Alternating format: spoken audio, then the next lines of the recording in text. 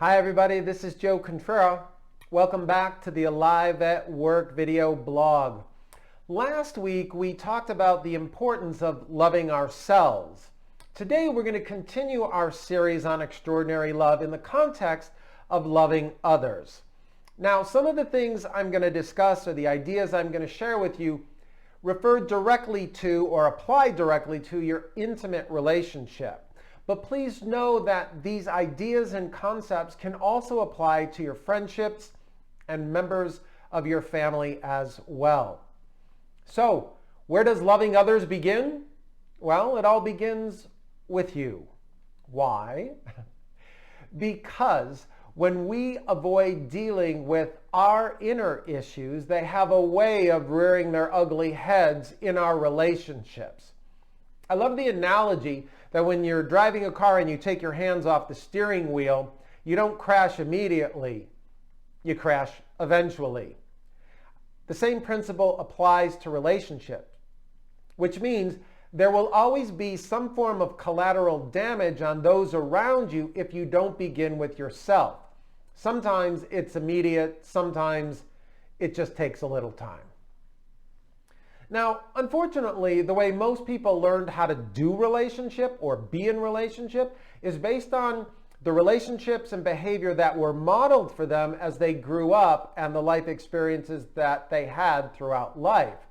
But we have to remember, some folks had great modeling and some folks didn't.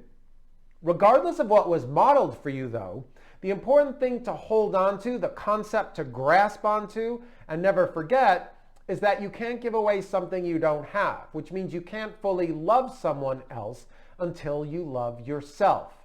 And until we grasp this concept at a heartfelt level, we're just going to continue to run around believing that if we could just find the right person to love, or if our current partner changed, then we would finally receive the love we desire and we want in return.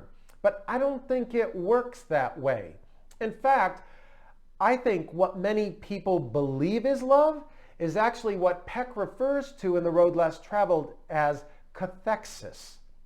And cathexis is defined as an attachment or an investment in a person. I will add, the investment comes with an expectation of getting something in return. It's a quid pro quo. I'll treat you nicely if you allow me to control you.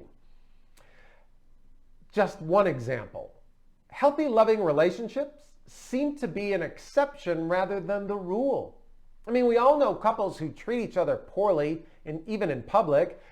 We see spouses who try to control their partner out of their own insecurities, or spouses who attempt to make their partners dependent on them financially or in some other way so that they never leave.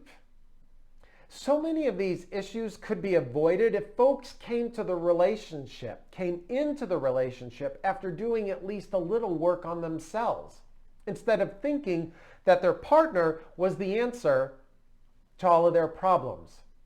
You know, when couples come together, many just take their baggage from previous relationships out of their closets and bring it to the new place, the new relationship, expecting it to be different or better. Wouldn't it be better to get rid of the excess baggage before you go on your trip instead of dragging it everywhere you go? It's kind of like the airlines.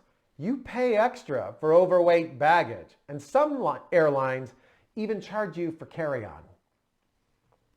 Now, when it comes to healthy, extraordinary relationships, they seem to happen in two ways. Option one is you've done your own personal development work prior to entering a relationship. So you begin with the makings for a healthy relationship before you make it permanent. Option two is that you both realize that you have some relational challenges and that you can be mirrors for each other in order to develop individually and together as a couple. And I think it's important to emphasize individually and as a couple. This requires that you make a conscious decision to work on it together, but to do your own work. which means you have to be willing to stay on your side of the street and tend to your storefront.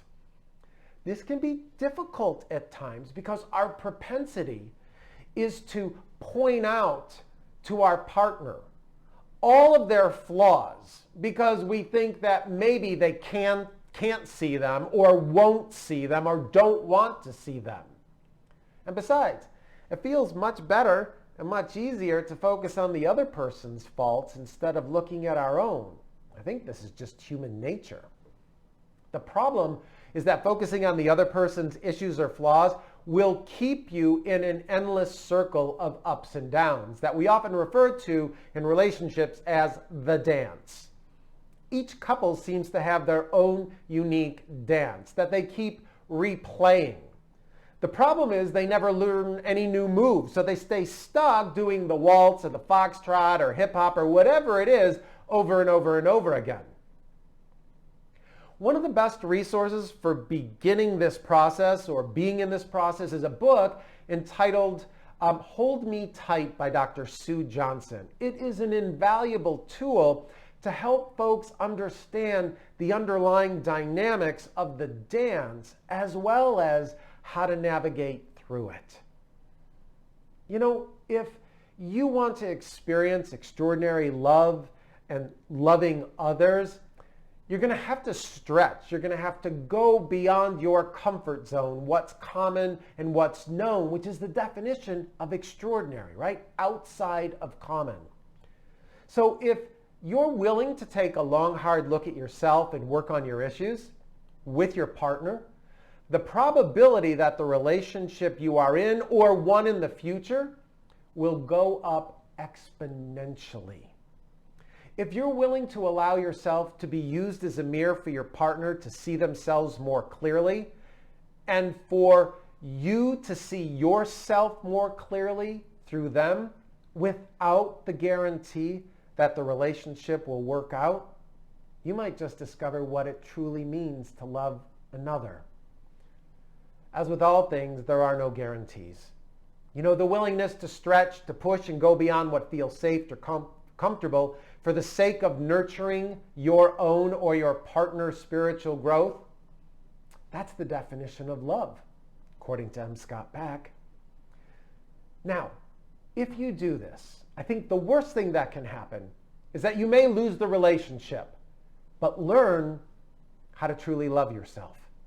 And the best thing that can happen is that you learn from each other how to be the best version of yourselves, and therefore the best partners. Partners who understand and experience extraordinary love.